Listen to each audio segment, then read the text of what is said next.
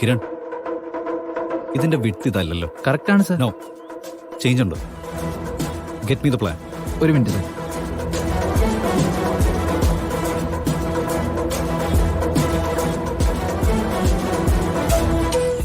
Sir, plan.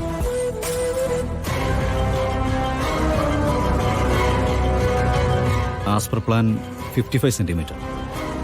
അതാണ് ഇതിന്റെ വിട്ട്. ഇതെത്രയുണ്ട്? അത് 65 ആണ് സർ. താൻ നേരിട്ട് നിന്ന് ചെയ്യിക്കുന്ന പണിയല്ലേ, അതിന് തൊഴിലാളികളെ കുറ്റം പറയേണ്ട കാര്യമുണ്ടോ? സർ. ഇനി ഇത് ആവർത്തിക്കരുത്. അങ്ങനെയാണെങ്കിൽ പ്ലാൻ വർക്കൗട്ട് ആവില്ല. ഓക്കെ? ശരി സർ. പിന്നെ സർ, ഇന്നൊരു ദിവസം എന്നെ ലൈനിൽ കിട്ടില്ല. സോ എനിത്തിങ് ടു ഡിസ്കസ് നാളെ രാവിലെ എന്നെ വിളിച്ചാൽ മതി. Okay sir. ഓക്കെ? ഗാഥ വാ.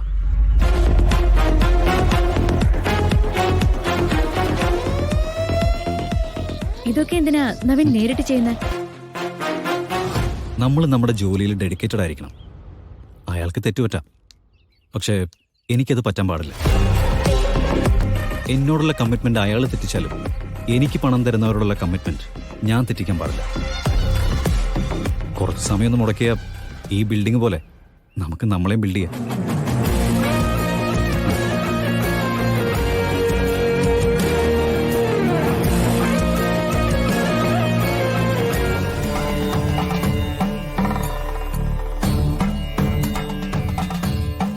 നവീന്റെ വിവാഹ കാര്യങ്ങൾ മുന്നോട്ട് നീങ്ങുകയാണ് തിരുമേനി.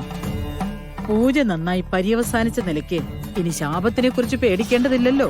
പറയുന്നതിലൊരല്പം വിഷമമുണ്ട്. കളരിക്കൽ തറവാടിനെ ഗ്രസിച്ചിരുന്ന ശാപം ഇനിയും മാറിയിട്ടില്ല. തിരുമേനി, സർപ്പക്കളവും പൂജയും നടത്തി നാഗത്തിനെ കുടത്തിൽ അടച്ചതുവരെ എല്ലാം ഭദ്രമായിരുന്നു. പക്ഷേ നാഗം ആ കുടത്തിൽ നിന്ന് പുറത്തിറങ്ങി.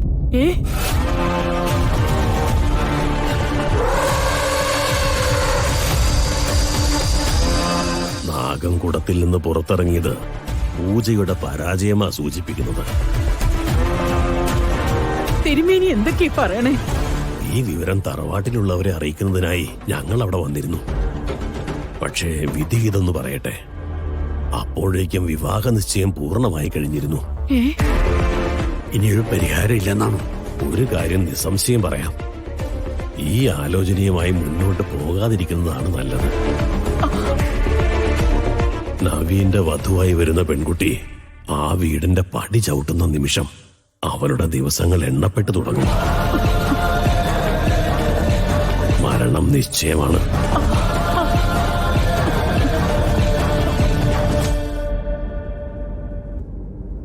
വെറുതെ ഒരു ദിവസം വേസ്റ്റ് ചെയ്തു. ഒരു ദിവസം ആയിട്ടില്ല, 24 hours എനിക്ക് അനുവദിച്ചതാ. 24 മണിക്കൂറും ഇങ്ങനെ കറങ്ങി നടക്കാനാണോ ഉദ്ദേശം? എനിക്ക് വിശക്കുന്നു. ഫുഡ് കൃത്യസമയത്താണോ? ഫുഡ് മാത്രമല്ല, എല്ലാ കാര്യങ്ങളും. ഗുഡ്. നമുക്ക് ഹോട്ടൽ എമറാൾഡിലേക്ക് പോവാം. It's a 5 star hotel. Food കഴിക്കാനല്ലേ? ഇപ്പൊ തന്നെ പോവാം.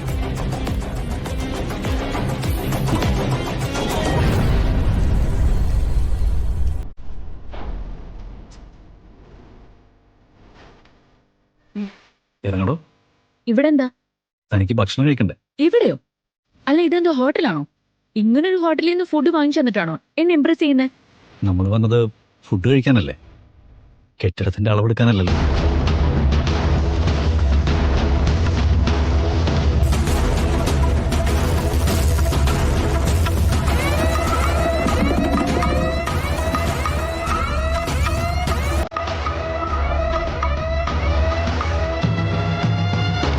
Don't judge a book by its cover. വലിയ വലിയ കക്ഷികൾ പറഞ്ഞിട്ടുള്ളത്. ആഹാരത്തിന്റെ കാര്യത്തിൽ അത് സത്യമാണെന്ന് എനിക്ക് തോന്നിയിട്ടുണ്ട്. ശരിയോ?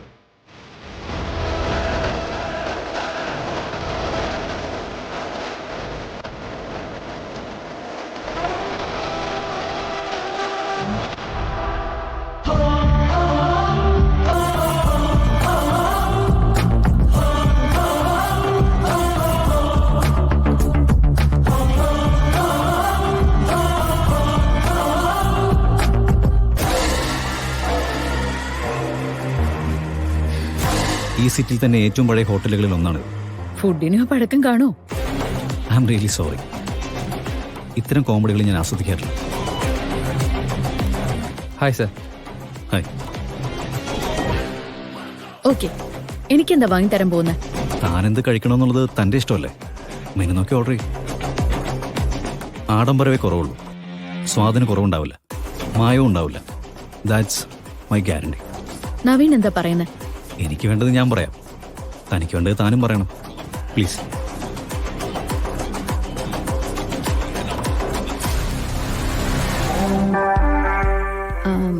ഒരു പാസ്ത, ഓക്കെ മാം.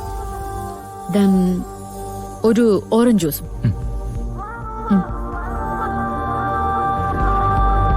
ഒരു ഫ്രൈഡ് റൈസും ചില്ലി ചിക്കനും മതി. Okay sir, thank you. ഈ കാണുന്നതാണ് നമ്മുടെ പ്ലോട്ട്. എങ്ങനെയുണ്ട്? കൊള്ളാം. നമ്മളിവിടെ കൺസ്ട്രക്ട് ചെയ്യാൻ പോകുന്ന റിസോർട്ടുകളുടെ ഒരു ഭാഗം പൂർണ്ണമായിട്ടും ചില്ലുകൊണ്ടായിരിക്കും. അതിലിരുന്ന് കപ്പിൾസിന് പ്രകൃതിയിൽ മഞ്ഞ് പെയ്യുന്നതും മഴ പെയ്യുന്നതും എല്ലാം ആസ്വദിക്കാം. ഒരിക്കലും ഈ റിസോർട്ടിലേക്ക് കടന്നു വരുന്ന ഒരാളോട് നിങ്ങളുടെ ജീവിതത്തിലെ പ്രണയത്തിന്റെ ഏറ്റവും നല്ല മുഹൂർത്തം ഏതാണെന്ന് ചോദിച്ചാൽ അവര് നമ്മുടെ റിസോർട്ടിന്റെ പേര് പറയണം. That's my idea. ബിസിനസ് ലോകത്ത് കിരീടം വെച്ച രാജാവിന് ഇങ്ങനെ റൊമാൻറ്റിക് ആയ ഒരു വശമുണ്ടോ? ഈ ഒരു ബിസിനസിന്റെ പോളിസി എന്താണെന്ന് അറിയാത്ത എനിക്ക്.